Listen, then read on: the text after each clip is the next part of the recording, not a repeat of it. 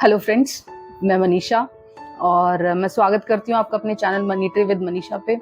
और मैं आपको डिस्क्लेमर दे रही हूँ कि मैं सेबी रजिस्टर्ड मार्केट एडवाइज़र नहीं हूँ। मेरा शेयर मार्केट से पैसा कमाना मेरा पैशन है। मेरा पिछले 13 साल की जर्नी में मैंने बहुत अप्स एंड डाउन्स देखे हैं शेयर मार्केट में, और मुझे बहुत मज़ा आता है शेयर मार्केट को ट्रैक करना, शेयर मार्केट की न्यूज़ ट्रैक करना। और अपना पास्ट 13 इयर्स का एक्सपीरियंस के साथ जब मैं इन न्यूज़ेस को क्लब करती हूँ जो अभी रिसेंटली बिजनेस स्टैंडर्ड कवर करता है या कोई भी अच्छा न्यूज़पेपर कवर करता है, तो उसके जो स्टडी रिजल्ट्स हैं वो मैं अपने चैनल पे आप लोगों को देने की कोशिश कर रही हूँ। और मेरी पूरी कोशिश रहती है, एटलीस्ट मुझे इतना तो पता चल ही गया है, अक्सर लोग बहुत ऊपर के प्राइसेस पे ट्रैप हो जाया करते हैं। मतलब उनको प्रॉफिट बुकिंग्स के सही टाइम नहीं पता चलता और उनको ये नहीं पता चलता कि उनको किस शेयर में कौन सी जगह पे कहाँ पे एंट्री बनानी है, क्यों एंट्री बनानी है, कितना टाइम किसी शेयर में बने रहना है। तो उन सब के लिए जरूरी है कि आप एक अच्छे न्यूज़पेपर के साथ ही उस न्यूज का एनालिसिस, मतलब अगर आप शेयर मार्केट में नए हैं, इस चीज की पॉसिबिलिटी है कि आप लोगों को शेयर मार्केट की न्यूज का मतलब नहीं समझ में आएगा। आप न्यूज पढ़ भी लेंगे लेकिन उस न्यूज के आगे और पीछे की इंफॉर्मेशन आपके पास नहीं होने की वजह से उस न्यूज से उस शेयर पे क्या फर्क पड़ने वाला है, ये चीज आप लोग शायद अभी, अगर आप स्टार्टिंग में आपको शेयर मार्केट में आए हुए 2-3 साल हुए हैं तो थोड़ा मुश्किल हो जाता है न्यू कमर्स के लिए। तो मैंने अपना channel money tree with Manisha इसी के लिए स्पेशली स्टार्ट किया है, ताकि नए आने वाले लोग, न्यू कमर्स, देखिए हर पर्सन का अलग अलग एक्सपीरियंस है। ये बोलना चाहूंगी कि अगर आपको शेयर मार्केट में 3 साल या 5 साल से कम का समय हुआ है तो आप कोशिश कीजिए कि किसी अच्छे न्यूज एनालिस्ट को आप सुनिए, क्योंकि जब तक आप अपना इंफॉर्मेशन बेस डेवलप नहीं करेंगे यहाँ शेयर मार्केट में, तब तक यहाँ शेयर मार्केट से पैसा कमाना मुश्किल है। न्यूज बेस्ड ट्रेड्स केवल और केवल आप लोगों को ट्रैप करने के लिए होती हैं। 99% चांसेस हैं, अगर आप न्यूज बेस्ड ट्रेड्स लेते हैं तो 99% चांसेस हैं कि आप उनमें सिर्फ और सिर्फ ट्रैप हो जाएंगे, वहां से कुछ ले नहीं पाएंगे। अक्सर न्यूज हम लोगों को ट्रैप करने के लिए आती हैं ताकि वहां से बड़े लोग, fund houses, mutual funds, FIIs, DIIs profit booking कर सकें, ऑपरेटर्स वहां से प्रॉफिट बुकिंग कर सकें। तो वो लोग क्या करेंगे, न्यूज फैलाएंगे मार्केट में और हम लोगों को, जो रिटेलर्स हैं, उनको ऊपर के प्राइसेस पे ट्रैप करके वो लोग वहां से प्रॉफिट बुकिंग करके चले जाते हैं। तो मैं अपने चैनल के माध्यम से बस वो जो नए आने वाले लोग हैं जिनके हायर चांसेस हैं न्यूज बेस्ड ट्रेड करने के, क्योंकि उनके पास मार्केट का प्रीवियस एक्सपीरियंस नहीं है, प्रीवियस उनके पास नॉलेज नहीं है, तो ऐसे केसेस में ज्यादा पॉसिबिलिटी बनती है कि आप वहां से प्रॉफिट कमाने की बजाय आप हायर प्राइसेस पे ट्रैप होके रह जाएंगे। ये मैंने अपना ये बिजनेस स्टैंडर्ड न्यूज एनालिसिस शुरू किया है, खास करके स्पेशली उन लोगों के लिए जो शेयर मार्केट में नए हैं और जिनको शेयर मार्केट की बिजनेस स्टैंडर्ड की अच्छी स्टैंडर्ड न्यूज समझ में नहीं आती है। ठीक है, सो thank you so much, let's enjoy my news.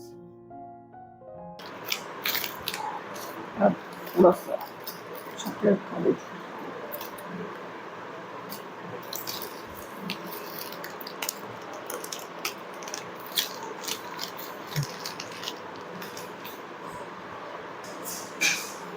Ready. Friday night है, रिलैक्स करना है। मेरा तो वीकेंड या तो सर्च करते हुए जाता है अच्छी कंपनीज के बारे में, मल्टी बैगर स्टॉक सर्च करने में नहीं जाता, या फिर रिलैक्स करने में जाता। और आप लोगों को भी रिलैक्स करना चाहिए। क्वेरी सेक्शन की शुरुआत करूंगी, उससे पहले एक बाइट और ले लेती हूँ, बस मेरे से रहा नहीं जा रहा। अब मैं रेडी हूँ एकदम। क्वेरी की शुरुआत करती हूँ। फर्स्ट क्वेरी होगी मिस्टर संदीप धोलेकर की। ये कहते हैं कि क्या इन्फोसिस में बने रहना ठीक है? क्यों बने रहना है यार, मतलब क्या करना है इन्फोसिस में आपको? मैं और घुसे क्यों थे मुझे तो ये भी नहीं पता। इन्फोसिस में मैंने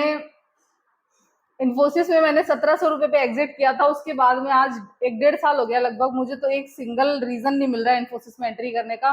मुझे ये भी नहीं पता आप लोग क्यों एंट्री बना लेते हो। ट्रेडिंग करने के लिए आए होंगे डेफिनेटली आप, और अब इसका ट्रेडिंग का टेक्निकल चार्ट भी थोड़ा सा ओवरबॉट जोन में ही है, तो टाइमली प्रॉफिट बुक करने का ध्यान रखिएगा। थोड़ा सा लेवल्स बता देती हूँ, बाइंग सेलिंग रिकमेंडेशन कुछ है नहीं आपको। थोड़ा सा टेक्निकल चार्ट देख के हल्का सा कुछ चीजें बता देती हूँ आपको। स्ट्रिक्ट स्टॉप लॉस रखिए, स्ट्रिक्ट स्टॉप लॉस रखना है 1420 का। अगर 1420 पे शेयर जाता हुआ दिखाई दे तो एक बार प्रॉफिट बुकिंग कर लेना। वैसे मुझे कुछ बहुत ज्यादा जान अभी लगती नहीं है आईटी बीपीओ के किसी भी शेयर में।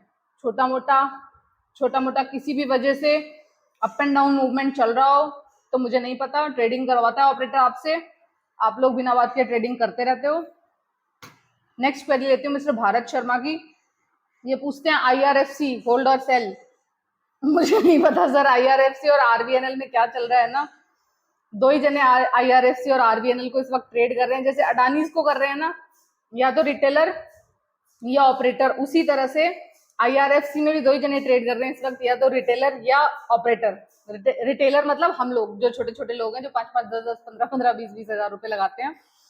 तो आईआरएफसी, आरवीएनएल यही चल रहा है यहाँ पे, मुझे नहीं पता। और अब तो मुझे लग रहा है कि पता नहीं यहाँ पे ऑपरेटर, जब से मोदी जी ने सारे पीएसयूज की बढ़ाई की है ना, तो सारे पीएसयूज बिना सिर पैर के भाग रहे हैं, बिना बात के भाग रहे हैं। कोई भागने लायक पीएसयू है वो भाग रहा है, कोई भागने लायक नहीं है वो भाग रहा है। एनीवेज मैं तो जस्ट एक साइलेंट होके साइड बैठ के, जब इस तरह का कुछ गेम चलता है ना मार्केट में, तो मैं सिर्फ देखा करती हूँ, मैं पार्टिसिपेट नहीं करती इस तरह के गेम्स में। और अगर आपको इनका कोई फंडामेंटल एनालिसिस चाहिए तो मैं जल्दी डाल दूंगी, लोग बहुत तो सर मुझे नहीं पता आईआरएफसी और आरबीएनएल में क्या करना है। मतलब मैं आज बोल दूं आपको कि बेच दो, प्रॉफिट बुक कर लो, हो सकता है कल ही को ये 12% का और सर्किट दे दे, या मैं बोल दूं कि आप खरीद लो और कल ही को ये 10% नीचे गिर जाए। तो फिलहाल तो इसमें फिलहाल तो इन शेयर्स में बिना बात की तेजी है, तो वो वाला सारी चीजें चल रही हैं। नेक्स्ट बात करूंगी मिस्टर सुनील कुमार सर की। ये पूछते हैं कि सीमेंट शेयर के बाइंग लेवल्स बताइए। तो सर सीमेंट शेयर्स पे मेरा रिसर्च अभी चल रहा है। अच्छे सीमेंट स्टॉक्स के नाम मैं आपको बता दूंगी, अगर आपको बहुत ज्यादा जल्दी है तो आप उनमें से कोई भी एक पिक कर सकते हैं। जल्दी बता दूंगी मैं, अपने इसी न्यूज वाले सेक्शन में बता दूंगी सीमेंट मुझे कौन कौन से पर्सनली पसंद है। लेकिन मैं थोड़ा कंपैरेटिव एनालिसिस करके मैं बहुत दिनों तक उसको वॉच लिस्ट में डाल के तब उसको बाय करती हूँ। नेक्स्ट क्वेरी है मिस्टर पीयूष पाराशर की। ये कहते हैं कि आप सेबी रजिस्टर्ड हो जाइए। सर मैं एक इंजीनियर हूँ सर, और इंजीनियर होता है जुगाड़ू। तो अभी फिलहाल मेरा यही मानना है कि अभी तो मुझे केवल जुगाड़ उगाड़ करके अपना जो चल रहा है वो चलाते रहूंगी। किसी भी तरह का अभी मेरा ये रजिस्ट्रेशन एक्चुअली ना, मतलब इंजीनियरिंग बैकग्राउंड के बच्चों के लिए शायद रजिस्ट्रेशन है भी नहीं। रजिस्ट्रेशन होने के लिए आपके पास अकाउंटेंसी या फिर फाइनेंस की कोई डिग्री होनी चाहिए एज पर माई नॉलेज। मैंने एक बार चेक करने की कोशिश की थी मोटा मोटा, तो मुझे कुछ दिखाई नहीं दिया कि इंजीनियरिंग की डिग्री वाले भी क्या सेबी रजिस्टर्ड हो सकते हैं क्या। तो अपना तब तक वही रहेगा कि यार मतलब अपने यहाँ पे प्रॉफिट कमाने के लिए बैठे हैं शेयर मार्केट में, और जो थोड़ा बहुत नॉलेज मुझे है, जो थोड़ा बहुत मुझे शेयर मार्केट के बारे में लगता है, वो सारी बातें मैं आप लोगों को यहाँ पे वो सारी बातें आप लोगों को यहाँ चैनल पे बता देती हूँ। बाइंग सेलिंग रिकमेंडेशन किसी को देती नहीं हूँ, मेरा काम है आप लोगों को सिर्फ इन्फॉर्म करने तक का। मेरी इन्फॉर्मेशन अगर आपको अच्छी लगती है आप उस पर फर्दर स्टडी करें, और फिर किसी सेबी रजिस्टर्ड फाइनेंशियल एडवाइजर की सलाह से आप एंट्री और एग्जिट करें। मेरा बस मोटिव इतना ही है ताकि आप लोगों को सही न्यूज पहुंचा सकूं शेयर मार्केट की। सेबी रजिस्ट्रेशन का भी सोचा नहीं है।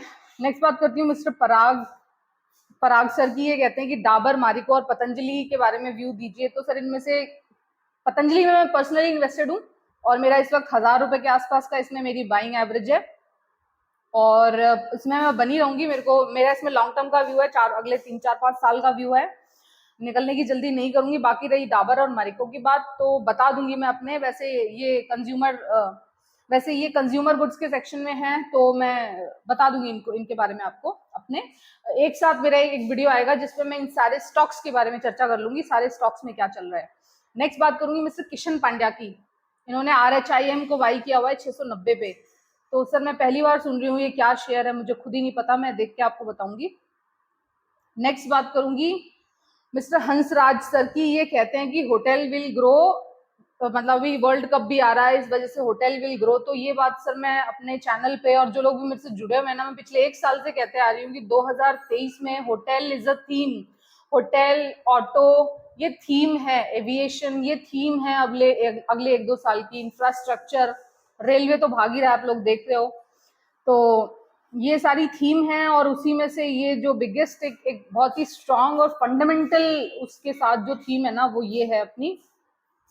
तो होटल ग्रो करेगा और जिसके पास भी जो भी होटल है, बाइंग सेलिंग रिकमेंडेशन किसी भी होटल में नहीं है। मैंने अपने होटल के बारे में जब अपने न्यूज सेक्शन में अभी कुछ दिन पहले बताया था, जब वो होटल 380 पे था तो मैंने थोड़ा सा हिंट किया था। मुझे नहीं पता किसी ने आगे उसमें कोई एक्शन लिया है या नहीं लिया है, लेकिन अभी हार्डली 10-15 दिन पहले वो 380 पे था वो मेरा होटल, इंडियन होटल, और आज की डेट में वो 430 के आसपास है वो इंडियन होटल। तो मुझे नहीं पता आप लोगों में से किसी ने उसमें एंट्री की है या नहीं की है, बट मेरे पास एक इंडियन होटल का एक बड़ा स्टेक 270 रुपए से है और अभी मैं उसमें अगले 3-4 महीने तो कम से कम बहुत ही आराम से और पीसफुली बनी रहूंगी। मेरे को कोई दिक्कत नहीं है इंडियन होटल में। नेक्स्ट बात करती हूँ मिस्टर अनिल दारजी सर की, एमएमटीसी में क्या करें। तो सर मुझे नहीं पता, मैं अभी इस शेयर के बारे में मैंने कभी देखा नहीं है। मैं देख के इसका टेक्निकल मैंने 4-5 चीजें सोची हैं, उन सारे पैरामीटर्स पे मैं आपको एमएमटीसी के बारे में बता दूंगी, आप अकॉर्डिंगली डिसीजन ले लेना। नेक्स्ट बात करूंगी मिस्टर गिरिराज गुप्ता सर की। ये कहते हैं कि इनको 1-2 शेयर हर सेक्टर से फॉर लॉन्ग टर्म बताना है। तो सर मैं धीरे धीरे आपको अपडेट करते जाऊंगी अपने चैनल पे। जो शेयर्स मुझे अच्छे लगते हैं मैं हर सेक्टर से, देखो हर सेक्टर हर साल नहीं चलता, जो सेक्टर जिस साल चलता है उस हर सेक्टर की बारी आती है टाइम टू टाइम, है ना। तो जिस सेक्टर में चाल मुझे अभी आगे दिखाई देती है उस सेक्टर के 1-1, 2-2 शेयर मैं आपको लॉन्ग टर्म के हिसाब से बता दूंगी। नेक्स्ट बात करती हूँ मिस्टर मंजूर भट्ट की। ये पूछते हैं कल्याण ज्वेलर्स का क्या करें। सर मैं आपकी क्वेरी स्टॉक सेक्शन में हैंडल करूंगी, जो मैं एक दिन में स्टॉक के बारे में चर्चा करूंगी, ये सारे उसी वक्त मैं आपको बता दूंगी। मिस्टर जमीरुद्दीन की क्वेरी है रिको ऑटो पर विचार करें। सर उसी मेरी क्वेरी में ही होगा आपका ये वाला क्वेश्चन भी। नेक्स्ट बात करूंगी मिस्टर गणेश बहादुर की। ये पूछते हैं कि कमोडिटी चेन में ये पूछते हैं कि कमोडिटी में ऑप्शन चेन के बारे में मैं समझाऊं। सर मैंने कभी भी कमोडिटी को डील नहीं किया। मैं ऑलवेज एंड ऑलवेज केवल और केवल इक्विटी डील करती हूँ और शांति से मुझे यहीं से अच्छा खासा रिटर्न मिल जाते हैं। मैंने कभी कोशिश नहीं की एफएनओ, कमोडिटी या ये सारी चीजें ट्रेड करने की, और उसमें भी फिर ये ऑप्शन चेन क्या होती है सर मुझे ज्यादा नॉलेज नहीं है, और मतलब मेरी कोई इच्छा भी नहीं है कि मैं ये चीज सीखूं, क्योंकि वही है ना कि हेडेक वाली चीजें हैं ये सारी। यहाँ पैसा बनता है या नहीं बनता है, वो मैंने पैसा बनता हुआ तो किसी का सुना नहीं, लेकिन हाँ लोगों को पैसा खोते हुए और हेडेक लेते हुए ज्यादा सुना है, तो इस वजह से इन सब चीजों से मैं थोड़ा दूर रहती हूँ। नेक्स्ट बात करूंगी मिस्टर सौरभ कुमार दास की। ये कहते हैं कि ऐसा लगता है कि बातों से डीपली कनेक्ट हो जाएंगे और उनका सब कुछ आसान हो जाएगा। तो मैं यही बोल रही हूँ कि यहाँ शेयर मार्केट में पैसा कमाने आओ, एंजाइटी, डिप्रेशन और डर कमाने नहीं आओ। अगर आप कोशिश करोगे कि यहाँ पे आपको अगर आप ये सोच के यहाँ शेयर मार्केट में काम करने की कोशिश करोगे ना कि केवल पैसा कमाना है, ट्रेडिंग करनी है, जल्दी पैसा कमाना है, तो पैसे का तो पता नहीं कि कमा पाओगे या नहीं, लेकिन हाँ एंजाइटी, डिप्रेशन और डर और चिंता ये सारी चीजें कमा के बैठ जाओगे।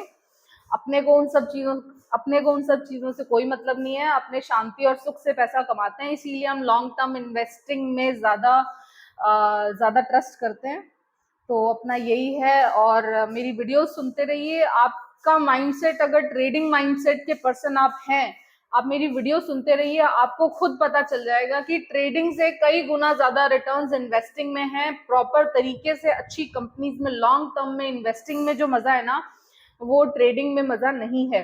किसी भी शेयर में एंट्री और एग्जिट करने के लिए वो पहले अपने फाइनेंशियल एडवाइजर से सलाह करें। मैं कोई भी किसी भी तरह की सेबी रजिस्टर्ड फाइनेंशियल एडवाइजर नहीं हूँ।